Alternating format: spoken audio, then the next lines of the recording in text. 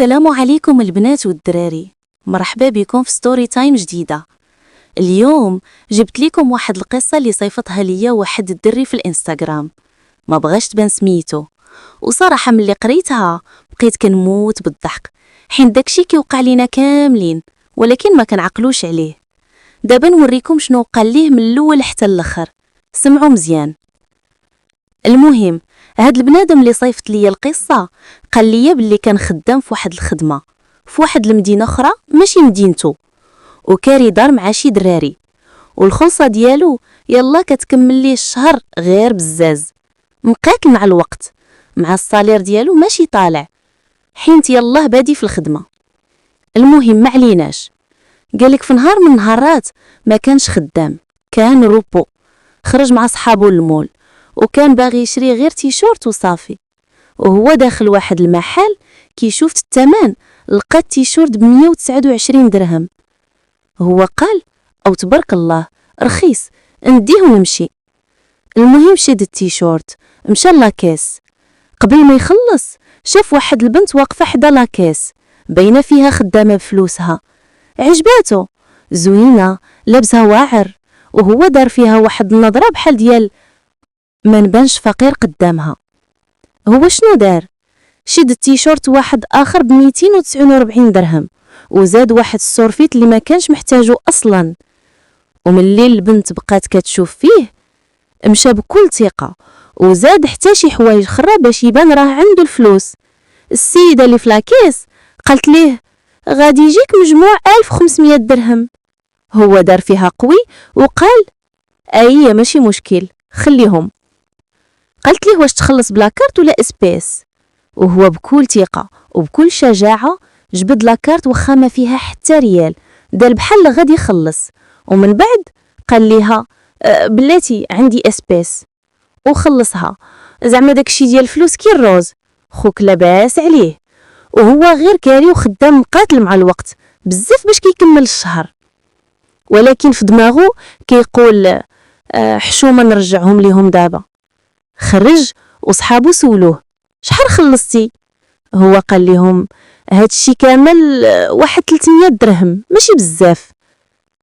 ملي دخل الدار شاف شحال بقى ليه من الفلوس، لقى راسو خاسر 1500 درهم وبقات ليه 100 درهم فقط، لا مركوب لا مصروح والشهر باقي فيه النص. وبدا كيقول واش نتسلف من عند شي حد ولا نعيط للوالد يصيفط ليا.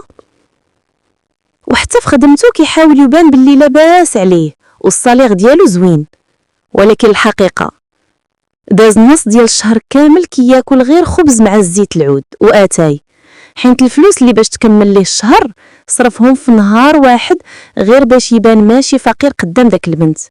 وبالحق مازال كيقول المهم ما نبانش فقير قدام البنت.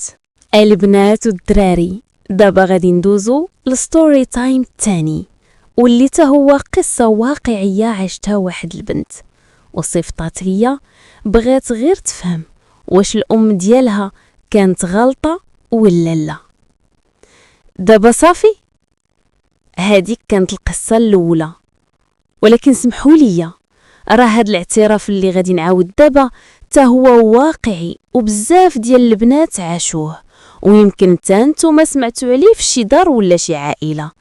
قصه بنت باها الله يرحمه مات وجارهم جا بغى يتقدم ليها، ولكن المفاجآت اللي وقعت من بعد قسما بالله ما كانوا في الحساب. سمعوا معايا وركزوا مزيان حيت هاد القصه فيها العجب. البنت باها الله يرحمه مات وبقات هي وامها بوحدهم. نهار جا جارهم وتقدم ليها قال لامها بالحرف غادي نديها لدارنا وغادي تعيش مع امي وعائلتي وغادي تخدم امي وامي غادي تعاملها بحال بنتها. امها حات وقالت ليه انا ما عنديش الولاد وكان ديما كنطلب ربي يرزقني بولد وربي يرزقني بك انت. ولكن من تما بدات تطلع عليه بالشروط. في الصباح كتقول له نهار تمشي للخدمه دوز ديني تانا لخدمتي، ومنين ترجع رجعني للدار. وكل سيمانه كتزيد عليه، منين نمشي نجيب التقضيه تجي تعاوني تهز معايا الحوايج وتطلعهم للدار، وإلا سالت البوطة عمرها ليا. الراجل تصدم وقال ليها لا انا عندي خدمتي ومصالحي، ما نقدرش ندير هادشي كامل. امها جاوباتو ببرود، كيفاش كنتي كتقول بنتي غادي تخدم امك؟ اذا انت خاصك تعاملني بحال انا امك وتسمع ليا. الراجل قال ليها لا خليها تقلت عندك، بلاش هاد الزواج كامل. امها بكل كرامه قالت ليه صافي خلي بنتي تبقى في دار باها معزه مكرمه وما تخدم حد. ودابا السؤال اللي كيطرح راسو، واش امها كان عندها الحق ولا زادت فيه بزاف؟ مرحبا بكم في ستوري تايم رقم 3.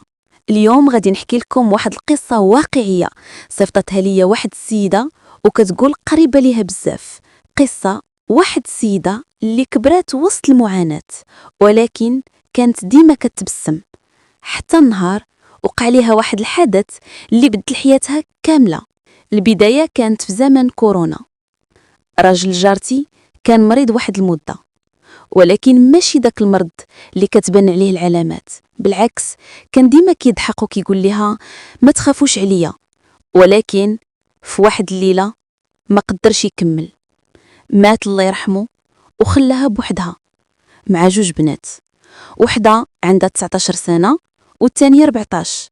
دريات مؤدبات مربيات وما عمر شي حد سمع منهم كلمة خايبة. من داك النهار السيدة بدلات حياتها، ولات كتخدم ميناج في واحد البنك، كتدخل مع 8 الصباح وتخرج مع 10:40 وكتخدم 12 ساعة ديال الخدمة غير باش توفر البنات شنو ياكلوا وشنو يلبسوا. وما توقفش هنا، من البنك كتشد الطريق مباشرة لواحد الشركة، ومن بعد القهوة كتغسل المواعن وتعاون شوية غير باش تزيد شي دراهم. كان عندها نهار الحد اللي كتجلس فيه. والله يا جماعة كانت بحال النملة كتجري كتسابق الوقت، ولكن ما عمرها تشكات ولا عمرها وقفتي معها وقالت لك كلمة ديال خاصني فلوس ولا كل شي حد يسلفها. كتقاتل وتجيب الفلوس بعرق كتافها حلالا طيبة، ريال ديال الحرام ما كتدخلوش على بناتها. كانت كتضحك غير باش ما تبانش الهموم اللي في القلب. السيدة ساكنة حدانا ومالين الدرب كاملين كيحترموها، بناتها مؤدبات لابسين الخمار ما كيبانوش ما كيتبرجوش البنات ديال الدار. ولكن البارح وقع شي حاجة اللي ما كيدوزها لا عقل لا منطق.